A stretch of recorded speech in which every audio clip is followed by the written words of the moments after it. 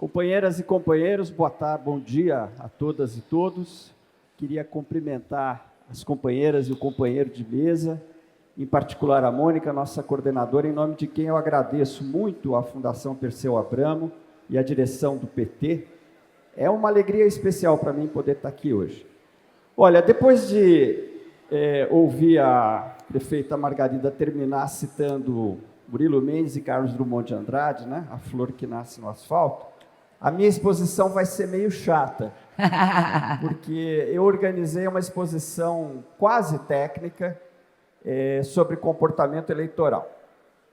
Mas para vocês não se preocuparem, não tirarem os travesseiros e começarem a dormir, são só 3 tabelas, 3 observações fundamentais e 3 recados, só isso, tá bom? Então vamos lá, eu vou falar de 3 coisas, a situação do governo atual, duas observações sobre as eleições municipais e a questão do futuro da economia. Então, começo pela questão de como o governo atual é visto. No Datafolha, que foi fechado dia 8 de outubro passado, o governo está com uma avaliação de ótimo e bom de 36%. Essa avaliação, para quem está chegando ao final do 2º ano de mandato, é uma avaliação regular e estável. Ela não é nem muito ruim, não é ruim, mas também não é muito boa. E essa avaliação, esse critério que eu estou usando, é o critério da reeleição. Isso é muito debatido na ciência política, mas, digamos, entre 50% e 60% de ótimo e bom, você pode considerar uma condição tranquila para a reeleição ou que caminha para a tranquilidade. Vamos lembrar que o presidente Lula tinha cerca de 70% de ótimo e bom no ano de 2010, quando foi o último ano do mandato dele, não é? Ali nós sabíamos que a eleição da ex-presidente Dilma seria bastante possível, apesar de ela não ter um passado de disputas eleitorais anteriores. Então, esses 36% precisam ser olhados com esse critério. Agora eu vou passar para a primeira tabela, que diz o seguinte, olha, nessa tabela a gente pode enxergar alguns elementos particularmente importantes que não ficam claros quando a gente fala de uma avaliação de 36%. Primeira coisa, vamos olhar para o lado direito da tabela, mostrar o seguinte, entre aqueles que têm renda familiar mensal de até 2 salários mínimos, a aprovação, o ótimo e bom, é de 46%. Então, vejam, se toda a população brasileira, o eleitorado brasileiro, fosse composto por essa faixa, nós estaríamos caminhando para uma reeleição tranquila. Mas a tabela mostra o seguinte, se nós olharmos para esses números que estão na base, vejam só, esses números são o quê? São os números absolutos que o Datafolha usa para dividir o eleitorado. O que esses números mostram? Que a maioria dos eleitores está na base da pirâmide, mas que a outra metade está naquilo que eu chamaria de setores intermediários. Se nós somarmos 751, 180 e 76, vai dar mais de 923, vai dar um pouco mais. Ok? Então, nós poderíamos dizer o seguinte, voltando aqui para cima, olha o que acontece na passagem daqueles que recebem até 2 salários mínimos para os que recebem de 2 a 5 salários mínimos de renda familiar mensal. Atenção, não é per capita. Olhem o salto, são quase 20 pontos percentuais. Isso mostra o seguinte, o apoio ao governo está completamente concentrado nesta base da pirâmide. O resto todo se comporta parecido. E aqui tem uma observação importante, que é a seguinte, este setor de mais de 2 a 5 salários mínimos é um setor enorme também. Mas ele está se comportando como os outros setores intermediários. Vamos considerar que acima de 10 salários mínimos, não é exato, mas aproximadamente é a classe média tradicional. Reparem que este setor, que é um setor nítido de classe trabalhadora, está se comportando como a classe média tradicional. Portanto, nós temos uma divisão do Brasil em 2 blocos. sendo que um bloco da base da pirâmide está com o governo e o outro bloco não está com o governo. Essa é a primeira constatação. Se nós olharmos por escolaridade, vai praticamente reproduzir a mesma coisa, com um detalhe, porque escolaridade segue a renda, com um detalhe. O detalhe é o seguinte: quando nós vamos vindo no ruim e péssimo, vejam como vai fazendo uma escadinha, 25, 35, 40. Significa o seguinte: dentre os setores intermediários, isso também é possível de ver aqui. Quanto maior a renda, maior a oposição ao governo. Ok? Então, essas são as primeiras duas observações que eu acho importante reter. E agora eu passo para a segunda. Mônica, você me avisa quando estiver ficando muito longo, tá? Mônica. Ah, tem um horário ali. Mas eu tenho ainda 9 minutos, é isso? Tá bom. Então, vamos lá para a segunda tabela. A segunda tabela, eu escolhi resumir a observação, poderia falar horas sobre a eleição municipal. A eleição municipal em São Paulo. 3 observações rápidas. Vejam, a votação do candidato Boulos, a intenção de voto em setembro, que ela reflete o que foi o primeiro turno em São Paulo, ela não foi ruim. Ela teve uma boa votação. Por que não ganhou? Porque o primeiro e o terceiro colocado se uniram. Melhor dizendo, os eleitorados do primeiro e do segundo colocado se uniram. E aqui houve a produção de um movimento em pinça, para o qual nós temos que ficar atentos. O candidato Nunes tirou votos de Boulos na base da pirâmide, que é exatamente, se nós voltarmos 1 minuto, onde está concentrado o apoio ao governo, ok? Por que o candidato Nunes tirou votos de Boulos na base da pirâmide?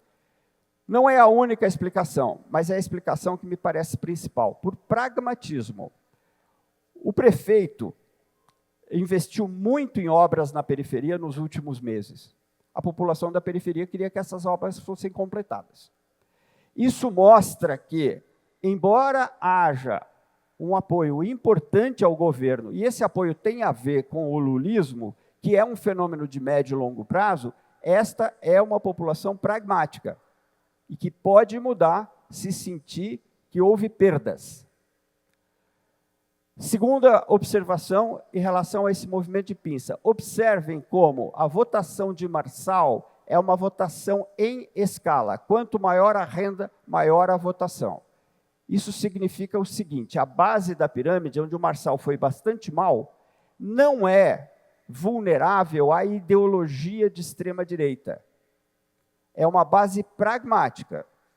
A extrema-direita, que foi nessa eleição representada pelo Marçal, ela cresce com a renda, conforme nós vimos na tabela anterior. Quanto maior a renda, maior a oposição ao governo. Mais radical ela é. Mas o que acontece é o seguinte, e aqui é um dos elementos mais importantes. Vejam que a votação do Marçal, de 2 a 5, é bem maior do que a que ele teve na base da pirâmide. Ou seja, esse setor de 2 a 5 é vulnerável à extrema-direita. E à ideologia de extrema-direita, que está se confundindo, no caso do Marçal, com a ideologia do empreendedorismo. Nós precisamos ficar atentos a isso. Então, o candidato Nunes tirou votos na base, o Marçal tirou votos nesse setor intermediário, finalmente o Boulos, que representava a esquerda na eleição de São Paulo, perdeu. Passo, então, para a última tabela, que é a seguinte: expectativa para a economia nos próximos 12 meses. Aqui o que acontece é o seguinte: nós temos tido bons resultados na economia. O Brasil está crescendo bastante para as circunstâncias. Como disse a prefeita, o Brasil diminuiu a pobreza e a miséria de maneira forte, o que é muito bom. Mas a percepção das pessoas, alguma coisa está acontecendo na percepção das pessoas em relação à economia, que, se vocês observarem, ela vem caindo o número de pessoas que acha que a economia vai melhorar. E aumenta o número das pessoas que acha que a economia vai piorar ao longo do tempo. Por que está acontecendo isso? As curvas, se elas se mantiverem assim, elas tendem a se encontrar. Por que está acontecendo isso? Resposta clara, ninguém sabe. Ninguém sabe. E aqui eu queria aproveitar meus poucos minutos que restam para dizer o seguinte: um fenômeno muito parecido com esse aconteceu nos Estados Unidos e determinou a derrota de Kamala Harris. Eu tenho seguido com atenção as análises norte-americanas e os analistas não sabem o que aconteceu. O Partido Democrata não sabe o que aconteceu. E o único elemento que parece ser comum a todas as análises é o problema da inflação, diante do qual, desculpem, os analistas convergem para dizer o seguinte, porque lembrem-se que os números do governo Biden eram excelentes com relação a crescimento, emprego e renda. O que acontece é que alguma coisa está acontecendo, os números agregados não batem com a percepção do cidadão no seu cotidiano. Qual é a percepção do cidadão no seu cotidiano lá e aqui? O cotidiano está muito difícil. A vida continua muito difícil. E não adianta argumentar com os números agregados, porque a pessoa sente que a vida está muito difícil. Então, é preciso ficar atento para isso. Passo, então, para as minhas conclusões, ainda dentro do meu tempo, que são as seguintes.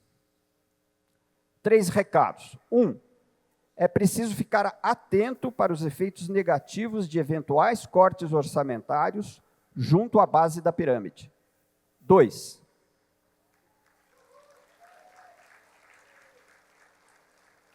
é importante considerar que o setor de 2 a 5 salários mínimos de renda familiar mensal está em disputa. Ele não está perdido. Por isso, há um espaço para a extrema-direita, mas há um espaço importante para medidas como a isenção do imposto de renda para quem ganha até R$5.000, a luta pela mudança na jornada de trabalho e, em terceiro lugar, a reindustrialização do Brasil, que pode gerar tanto bons empregos na indústria e nos serviços, e também, isso é muito importante, eu acho, a possibilidade para quem é atualmente empreendedor, que atende a essa faixa aqui de 2 a 5 salários mínimos, que nós nos referimos, a reindustrialização possibilita a essas pessoas prosperar mais e num ambiente de justiça social. Essas são e a terceira, por fim, é a que diz respeito ao futuro da economia, é lembrar que a percepção cotidiana do cidadão em relação à economia está sendo diferente daquela que se depende dos números agregados. Muito obrigado.